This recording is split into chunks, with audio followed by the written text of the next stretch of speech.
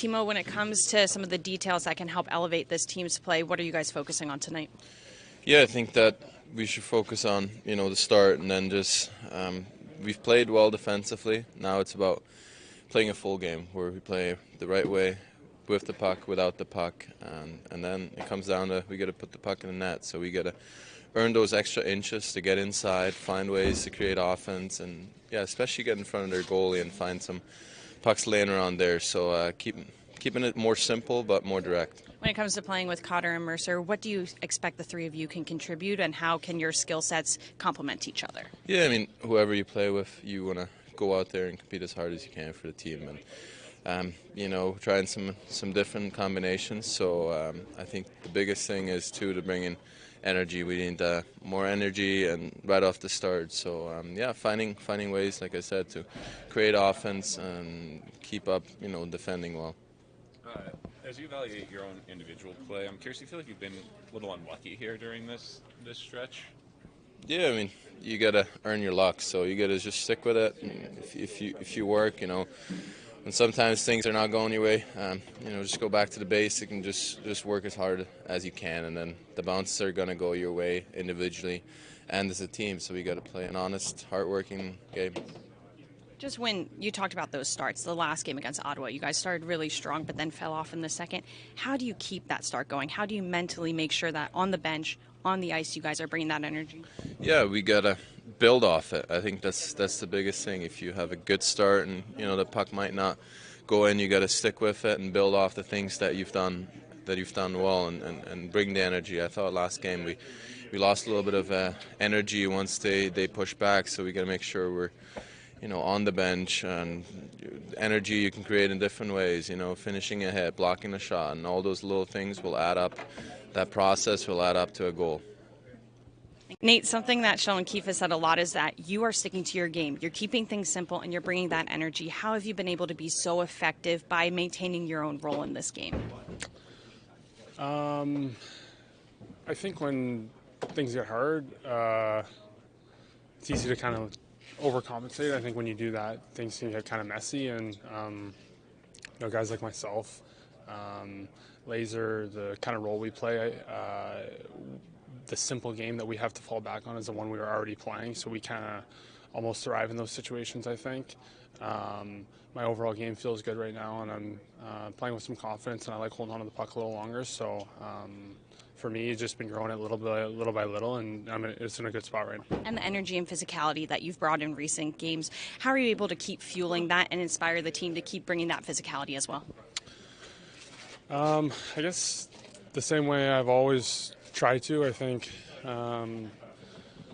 on paper or before the game, sometimes it seems like one of those things like you can just go out there and hit as many guys as you want, but in reality you kind of have to have the puck in the right spots, and you have to put yourself in situations to be able to finish hits on certain guys. So I don't know if it's bounces or what it is, but recently the puck seems to be coming towards me more, and sometimes when you pass it to the point, the D will take a shot and it'll go in the net, and sometimes it won't. And the last little stretch, I think the hockey odds have been in my favor.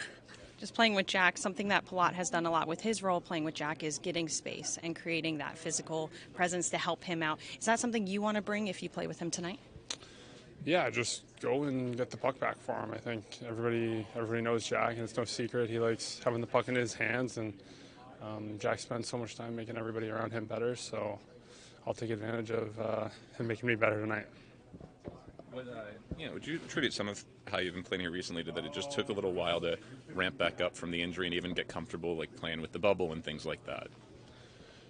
Yeah, of course. I think it's such a hard league, and everybody knows it is. And sometimes, it doesn't matter how many years you're in, you still have to kind of remind yourself that. And it doesn't matter who you are, you go through slumps and you go through tough stretches, and it's, I guess, how you deal with that. And sometimes if you have a full face shield on that you're not used to wearing, it doesn't make it any easier. It's not really an excuse, but whether it's, I don't know if I've been back for 15 or 20 games now, I can tell you in game 20 I feel a hell of a lot better than game 1. Sheldon, we didn't see Andre Palat out there for morning skate. Do you have an update on his status? He's sick and unavailable tonight.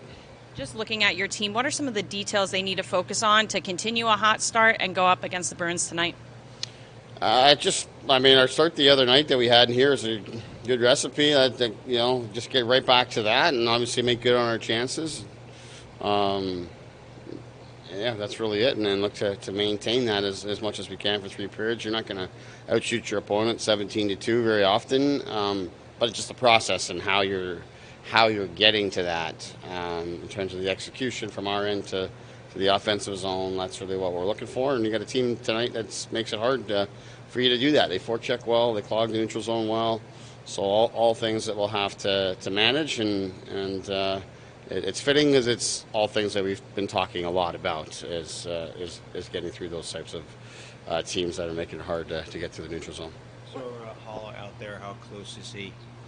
Seems like he's getting closer. Obviously, it's just a morning skate, so that's really why he's out there. Is just as like more of an introductory back to the team, and we'll see how he's doing after today. He skated on his own for almost an hour before joining us, so. He's ramping back up, I guess, is what I'd say, and I think the hope is that he would be able to practice with us later in the week. What makes David Pasternak so difficult to defend against? Just he's a dynamic player, can beat you with competitiveness and physicality, speed, shot. He can score from anywhere on the ice, but he's also got a great passer. Right. So you start to overplay him and take away his time and space, and you leave other people open. He finds them. So yeah, just obviously an elite player. That class of player in the league is really hard to handle, mainly because they can beat you in different ways. You pulled your team aside in the middle of morning skate. They're pretty vocal. What were you trying to, what message were you trying to get through there at one point? What were you saying? I just wasn't happy with our execution and our energy. To me, it wasn't reflective of a team that's trying to find its way out of a hole right now. So I expected better. I thought we had a good practice yesterday, and I thought we slept in that skate here this morning, in that portion of the skate, I should say. So just trying to get their attention and bring the energy back up and remind them that we've got to stick together here. We need our leadership and character to come to the forefront to get things back going in our favor. We want to play with leads. We want to get a lead. You want to play with a lead. You want to maintain a lead. You want to get back on the winning side of it. To me, you got to take advantage of every single rep that you get as a team, and that's part of why we went out there today as a team. Saw Jacques this morning. Saw him over there. Was in the locker room. It wasn't like to sort of have him around. I know you're familiar, obviously. Yeah, it was great. We chatted in my office for a while too. It was just the passion and love he has for the game. I think he's grateful for a chance to be here and to be honored tonight, which I reminded him many times he certainly earned. So he should enjoy it. But yeah, he's a pleasure to talk to. He's got great knowledge. He watches our team. He watches the league, and his experience is great. So you have all that with the passion. It's incredible, great personality, and you can see why he was so successful as a coach. I know it's not a ton of time you had, but do you sort of pick his brain about what he's seeing from? Like, is there any of that, right? Because you say he watches. Yeah, I asked him today, like what he thinks, and he gives me his thoughts. He likes our team, but recognizes where we need to get better, and but he's got just such great perspective, also too, of how hard the league is, the ups and downs. He reminded me there's not many coaches in the NHL that like their team around Christmas, and that there's lots of hockey left, and we got to get ourselves ready and prepared for that. So, yeah, he's great. Just you picked up where we left off in terms of my time that I spent with him as an AHL coach when he was sort of doing that consulting work with the Toronto organization. Sean, you talked about the line some yesterday as the play drivers are maybe a bit more spread through the lineup now. Is some of the idea there that each of them could have the puck on their stick a little bit more and drive the play a little more? Well, that's part of it.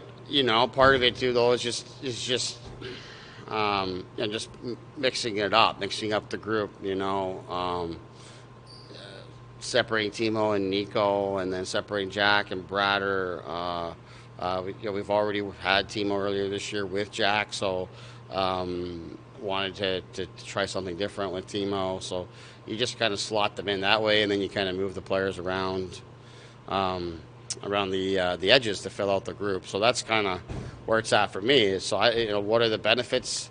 I don't know. We'll see. It's just different. I know we reached a point where what we had been doing hasn't produced great results. So you try something different. I've got some other iterations in mind that we can try as well, and we also go back to what we've been doing at any point in time, because there's a reason why I stuck with it as long as we do, because I believe in it. I think that is the optimal group. I think what we have now certainly is not a permanent solution, but perhaps it can help us here on tonight to get off to a good start and get going and build some positive momentum, and over time things will settle back to a little more the way that I see it as our ideal situation. But it's not going well. You get to a point where you got to try something different.